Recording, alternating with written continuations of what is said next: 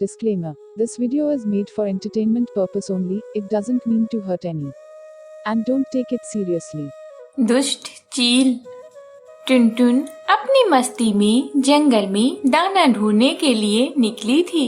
उसने पूरा जंगल ढूंढा, परंतु उसे दाना नहीं मिल रहा था। तभी उसे एक चील का बच्चा दिखाई दिया। वह उस बच्चे के पास आई और बोली, बच्चे, तुम इस जंगल में कहाँ घूम रहे हो? कोई जानवर तुम्हें मारकर खा सकता है। यह सुन बच्चे ने कहा, मैं तो बस ऐसे ही घूम रहा था। आप इस जंगल में किस लिए घूम रही हैं?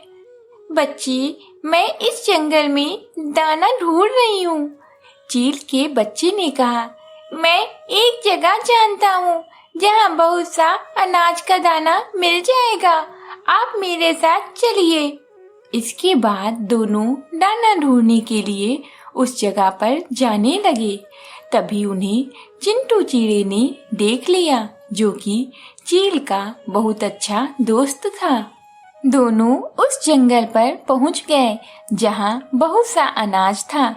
टुनटुन ने कुछ अनाज खाया और अपने साथ कुछ अनाज अपने बच्चे के लिए घर ले आई। इसके बाद चील का बच्चा भी अपने घर चला गया। दूसरी सुबह चील के बच्चे को बहुत अधिक बुखार लग गया, जिससे वह कुछ बोल भी नहीं पा रहा था। चील ने तुरंत डॉक्टर उल्लू को बुलाया। उल्लू ने बहुत जांचा, लेकिन उसे किसी भी बीमारी का पता नहीं लगा। तभी उनके यहाँ चिंटू चिड़ा आया और चील से बोला, अरे भाई चील, तुम्हारे बच्चे को तो बहुत अधिक बुखार लगा है। मुझे तो लगता है कि यह उस टुनटुन ने ही कुछ किया है। सीधे सीधे बताओ, क्या बात है मित्र? अरे भाई, मैंने कल देखा था कि तुम्हारा बच्चा और टुनटुन कहीं जा रहे थे। हो ना हो, टुनटुन ने ही तुम्हारे बच्चे को कुछ खिला दिया है, जिससे वह बीमार पड़ गया है। यह सुनकर चील बहुत अधिक क्रोधित हो गया और उसने कहा, मैं अब टुनटुन को नहीं छोड़ूंगा। यह सुन चिंटू ने कहा, नहीं नहीं भाई, उसने तुम्हारे बच्चे की जान लेने की कोशिश की है। तुम भी उसके बच्चे को जान से मार दो, इससे तुम्हारा बदला भी पूरा हो जाएगा। चील ने कहा, हाँ, तुम बिल्कुल सही कह रहे हो, मैं ऐसा ही करूँगा। दूसरे दिन जब टुनटुन का बच्चा उड़ रहा था, तभी चील ने उसे देख लिया और उसे पकड़कर नदी में डुबो दिया और वहां से चला गया। टुनटुन का बच्चा नदी में अपने पंखों को फड़फड़ाने लगा और जैसे तैसे तैरकर बाहर आ गया और अपने घर जाकर अपनी माँ को सारी बातें बताई। यह सुन टुनटुन ने कहा, कोई बात नहीं बेटा, हम छोटे पंछी हैं, हम चील का कुछ नहीं बिगाड़ सकते। दूसरी ओर चील के बच्चे को होश आ गया और उसने अपनी सारी बीती बातें चील को बताई। यह सुन चील को अपनी गलती पर बहुत अधिक पछतावा हुआ और वह अपने बच्चे के साथ टुनटुन के घर पहुंच गया। जब उसने टुनटुन के बच्चे को जिंदा देखा तो वह बहुत खुश हो गया और बोला, टुनटुन, मुझे माफ कर दो। मैंने तुम्हारे बच्चे को जान से मारने का पूरा प्रयास किया था, परंतु वह बच गया। मैंने यह इसलिए किया था क्योंकि मुझे लगा कि कल के दिन तुमने मेरे बच्चे को कुछ खिला दिया था, जिससे कि वह बहुत अधिक बीमार हो गया था। इसीलिए मैंने तुमसे बदला लेने के लिए ऐसा किया था। इसीलिए तुम मुझे माफ कर दो। यह सुन टुनटुन ने कहा, कोई बात नहीं चील जी, बस आगे से याद रखिएगा कि दूसरों की बातों पर चलने से हमेशा दुख और असंतोष की भावना ही आती है। इसीलिए हमें दूसरों की बातों का आंख बंद करके भरोसा नहीं करना चाहिए। पहले हमें स्पष्ट कर लेना चाहिए कि वह सही बोल रहा है या नहीं। फिर हमें कोई निर्णय लेना चाहिए। इससे हमें भविष्य में कभी भी पछताने की नौबत नहीं आती है। बारिश में स्ट्रॉबेरी का घर। हीरा नामक जंगल में सोना चिड़िया और उसका एक लड़का चंगू रहता था। जंगल में सभी पंछियों का घर मजबूत था, लेकिन सोना का घर काफी कमजोर था, जिससे उसे डर था कि बरसात में कहीं उसका घर टूट न जाए। एक दिन जंगल में काले बादल आने लगे। यह देख सोना ने चंगू से कहा, बेटा जाओ और रामू अंकल से पूछ कर आओ कि बारिश कब और कितनी होगी। माँ, रामू अंकल कैसे बता सकते हैं कि बारिश कितनी होगी? बेटा, वह पहाड़ों में रहते हैं, इसीलिए बादलों से उनकी दोस्ती हो गई है। बादल बरसने से पहले उन्हें बता देते हैं कि वह कहाँ बरस रहे हैं।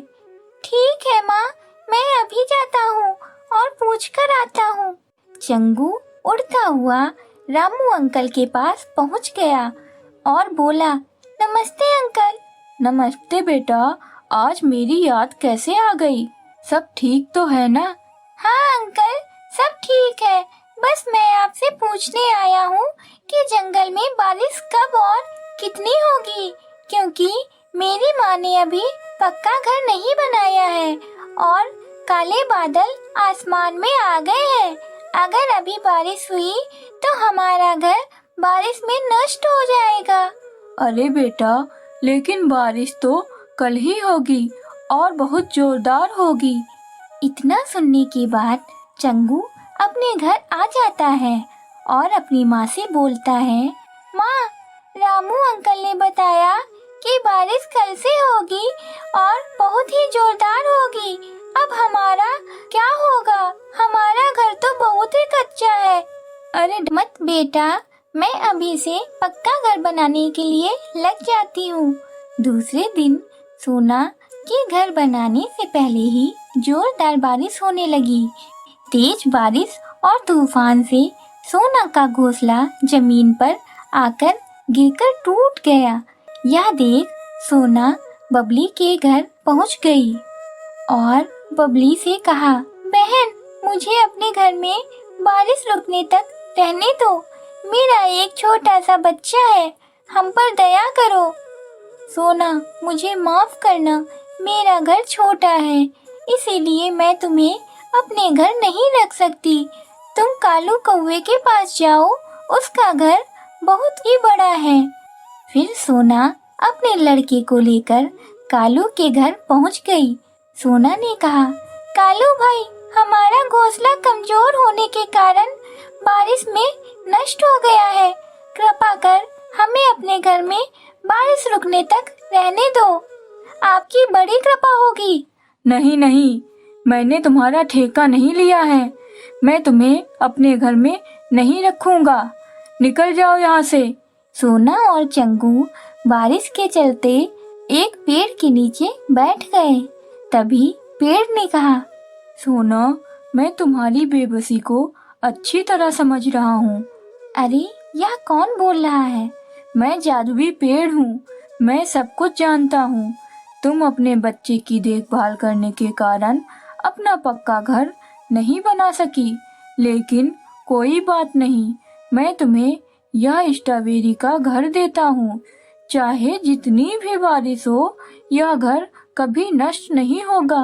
पेड़ भाई, आप बहुत ही दयालु हैं। मैं आपका यह एहसान कभी नहीं भूलूंगी। धन्यवाद। इसके बाद सोना उसी जादुई स्ट्रॉबेरी के घर में रहने लगे। जंगल में बरसात रुकने का नाम नहीं ले रही थी। इससे बाकी पंछियों के घर भी बारिश के कारण गिरकर टूट गए। अब सभी पंछी घर की तलाश में भटकने लगे। तभी उन्हें एक बहुत सुंदर स्ट्रॉबेरी का घर दिखा। सभी घर के पास पहुंच गए और दरवाजा खटखटाने लगे। सोना चिड़िया ने दरवाजा खोला। अरे दोस्तों, तुम बारिश में क्यों भीग रहे हो? सोना, हमारा घर तेज बारिश के कारण टूट गया, इसीलिए हम घर की तलाश में भटकने लगे और जब यह सुंदर स्ट्रॉबेरी का घर देखा तो इसमें रहने वाले पंछी से मदद मांगने आ गए। अरे दोस्तों, कोई बात नहीं, तुम सब अंदर आ जाओ। सभी घर के अंदर आ गए।